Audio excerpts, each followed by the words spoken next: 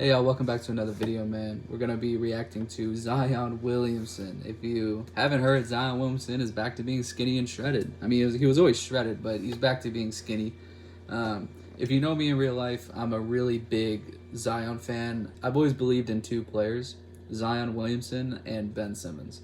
Ben Simmons, I've kind of taken a break from, believing in him for a little while, but I'm still on the ropes for Zion. So we got Kenny's video on it. Let's go. Ladies and gentlemen, the NBA season is right around the corner. It is right around the corner. I am so very hyped. Listen, I'm always hyped for the NBA season. But with the season being right around the corner, I think we're 26, 27 days away from the regular season tip-off. And yesterday, when the Pelicans did their media day, before we talk about that, I want to show you 4 years ago, Jake Fisher had this one when he was a part of...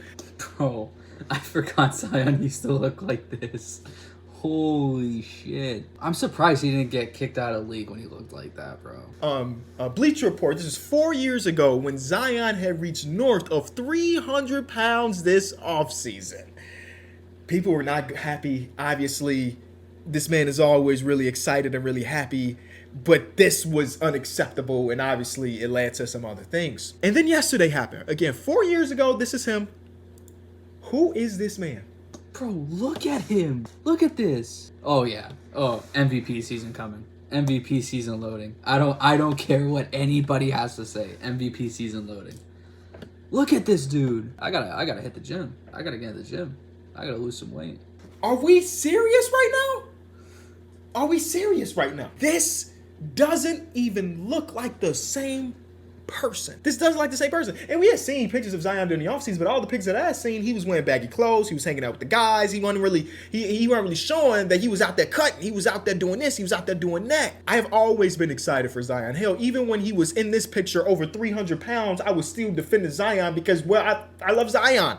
From the moment I found out who he was and the Bulls were bad this season, I said, damn it, Zion is going to be a Bull one day. And I've just been a fan. And I've been a guy that's been defending Zion forever. And it's like Kenny, man. It's just the angle. It's just the editing in the picture. Well, what about a video? Listen, Zion, I got the pleasure of talking to Zion at All-Star Weekend back in Utah.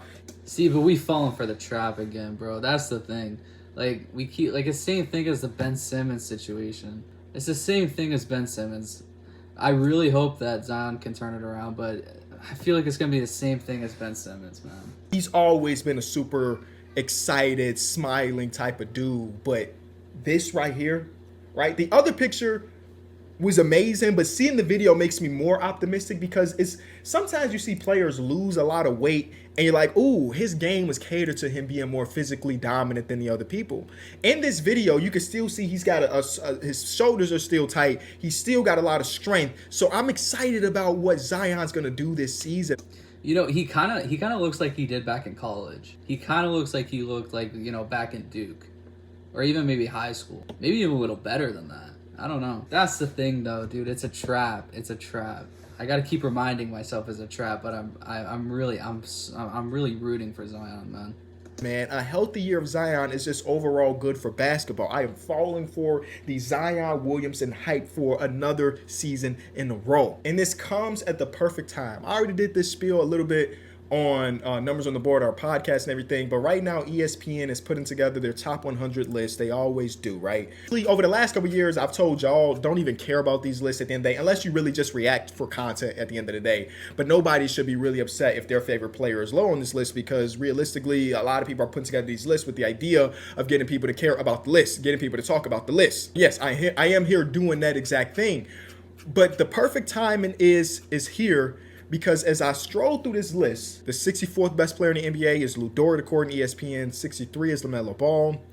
62 is Christian Brown. And then 61, they have Zion Williamson, who previously was ranked 27th. Zion only played, 30 games last season? Yeah, he averaged about 24.6 points per game in 30 games last season before he was shut down after suffering a lower back bruise. If Zion Williamson could stay the way he is right now, his fitness wise, the way he looks right now, obviously we haven't seen him play yet, but if he stays the same conditioning, I think he'll probably be around top 20 easily. And if he could play for 50 games, he'll 100% be top 20. 61's crazy.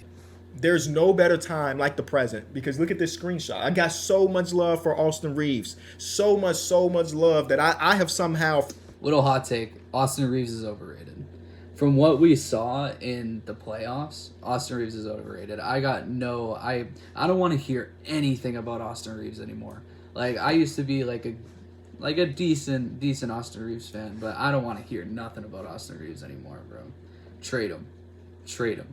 While his trade value is still decently high, trade him.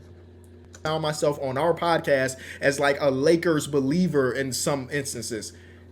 What in the world, right?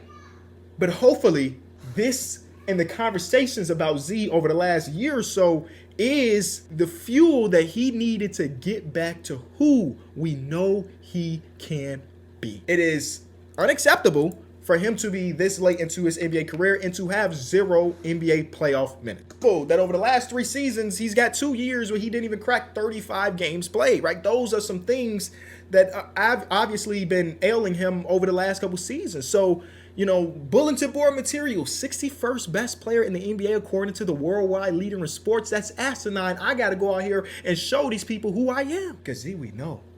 Trust me, we know.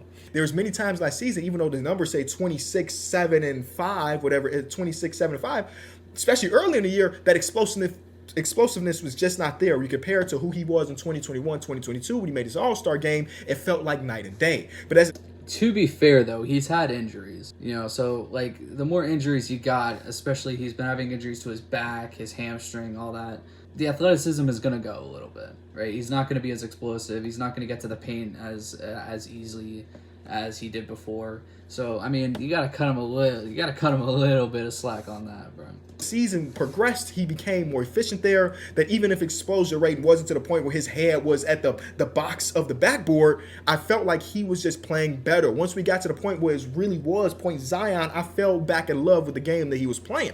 So now that he has slimmed down, and hopefully, people lose this weight with the idea of managing potential injury and stuff. So he slimmed down and he is now healthier. Then we should get back to being in the point where Zion is looked at as one of the great players in basketball. So in this episode, we're doing that and like take these with predictions with a grain of salt. And one of the things that I said is that 5% of me believes that there's a world where Zion Williamson is an all-NBA player.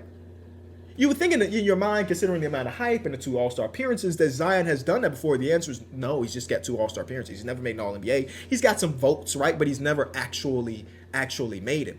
He'll make it. If he can stay the way he is right now, like fitness-wise, he'll make it. And knock on wood that he gets no injuries, he'll 100% get some multiple All-NBA selections. And the reason why it's a 5% belief and why I don't think it's probably going to happen is because in order to make All-NBA, in a lot of cases, you have to be good. And I just don't think the Pelicans are going to be that good unless Zion is cooking. I think he could. Maybe he's cooking some vegan protein. I don't know what he's cooking, but whatever he's cooking, I want in. We came up with a plan, and from boxing to working out on the football field a lot to just different random workouts. And during that time frame last year, I really felt a shift in my body to where I would look at him and go, dude, it feels good to feel good. I haven't felt like this since college, high school, just... He's back. Come on, he's back. Oh, I gotta stop. I'm falling into the trap again, bro. Fuck, I'm falling back into the trap, bro. I can walk in the gym and I'm like, I feel good. We came up with a plan. I'm curious at what that game looks like. You know what I mean? Like I said, just really, really excited. And well, at least I was excited. At least I was excited. Until I saw another post from that exact same... This is Joe Dumars, who is the Executive Vice President of Basketball Operations over at the Pelicans. He has not had this job for very long. Joe Dumars gets a lot of the responsibility of building a really good team in the early 2000s, the Detroit Pistons that went on to win a championship and made the conference finals what felt like 100 different times. But after that, he hasn't really done a ton. And I'm not saying that to like take away that NBA championship, because Lord knows there are a lot of executives, a vice president of basketball operations that would love to have a championship. But when he was fired from the Pistons, or let go, or however you want to say it, the reason was he was stuck in old ways as the game was ever evolving. Here's Joe Dumars about this upcoming season. When you make a trade like you guys did on draft night, do you think that kind of sends the message we expect to be a playoff team when you give away your first round pick the following season? No, I'm just trying to build a deep team. Like I just said, I've not put that expectation on anyone. I expect us to be competitive every night. Before you can get to playoffs, before you can get to an amount of wins, the first thing you have to establish is, man, we compete hard every single night. I like that. But I still think that you should aim to be a playoff team, right? I think that you should aim, especially with the players that you have. You should still push to be a playoff team to get that experience. But I mean, like he's not wrong in what he's saying. It's just you want to hear, like, especially the players, they want to hear, especially a vice president of basketball operations, you want to hear him say, like, we want to be a playoff team. We want to push into the playoffs and get that experience. At least that's what I would want to hear, but to each their own. And that part I completely agree with. That is the one of the toughest things when you're going from a team that has not won anything, right? And it's a newish roster or a young roster competing every single night and putting it all on the floor. 100% agree with that, Mr. Joe Dumars. Before you can start talking about numbers and play-in and playoff, if you don't establish that in your building first, you're just talking. You're just talking. You're just giving quotes out at that point. So for me, it's a process of establishing a hard, competitive playing team every night, and then we'll get to the wins and losses. That would be if we made a trade or didn't make a trade. I'd be saying the same thing here. So the trade is inconsequential to the belief of what I'm talking about. You get what I'm saying? No. So I'm not. It wasn't like, okay, we made this trade, I expect to make the playoffs. That's short-sighted to me. That's short-sighted to me. And if you don't know the context of this completely, on draft night, the Pelicans traded away a future pick that is the best swap between the Milwaukee Bucks and the New Orleans Pelicans to Atlanta for the pick that turned into Derek Queen, meaning that the Pelicans do not have their own first-round pick this season. So he's saying that... Which was a terrible move, by the way. A horrible move. Absolutely terrible move. His expectation is not playoffs. His expectation is putting together a deep roster that competes every single night. But also that deep roster that competes every single night does not have the pick to fall back on in case they aren't good enough to win every single night. It's tough. It's real tough. And the way I said it is that this is the part of the season where every single fan base should be excited about something. Luckily enough, the pictures of Zion came out, so even though they don't have their own first-round pick, and even though they may not be good enough to make the playoffs in the Western Conference, Pelicans fans are excited because their franchise player Zion looks the best he's ever looked. But before that picture came out, I was saying, what should Pelicans fans be excited about? Every team is either excited about one or two things. The prospect of a postseason / a championship run, or the idea of winning the lottery. Having future young assets. Speaking of that, shout out to the Toronto Raptors, man. My team. We got BI. Come on, man. We're gonna make a deep playoff push. The thing about the Raptors is, like, I'm gonna make a video about the Raptors probably, but the thing about the Raptors is everyone is, one, not enough people are talking about the Raptors right now, and number two, the people that are underrating them, right? You got BI. Brandon Ingram, who's an all-star, Scotty Barnes, who's an all-star, Emmanuel Quickley, who's a potential all-star, RJ Barrett, who's a potential all-star. If we can, and a fantastic bench with some of the best rookies from last season, we will make a deep playoff push if we stay healthy. But that's a different topic for another video. Idea of having the next LeBron James, right? That's where every team should lie. And the Pelicans not potentially being good enough to make the postseason and not potentially being having their own first-round pick, not potentially, they don't have their own first-round pick, that leaves the fan in the middle. What should I be excited about? And again, it ended up being Zion. But this is a really tough quote. And him saying that would be short-sighted blows my mind because, again, he gave away the most interesting asset of the offseason. Now, Pelicans fans are so lucky to have Zion, dude. They're so lucky. Like, you got teams like the Wizards, right? Who are you excited? What are you getting excited for the Wizards? Nothing, right? Like, and the Suns. What are you getting excited for the Suns for? Nothing, right?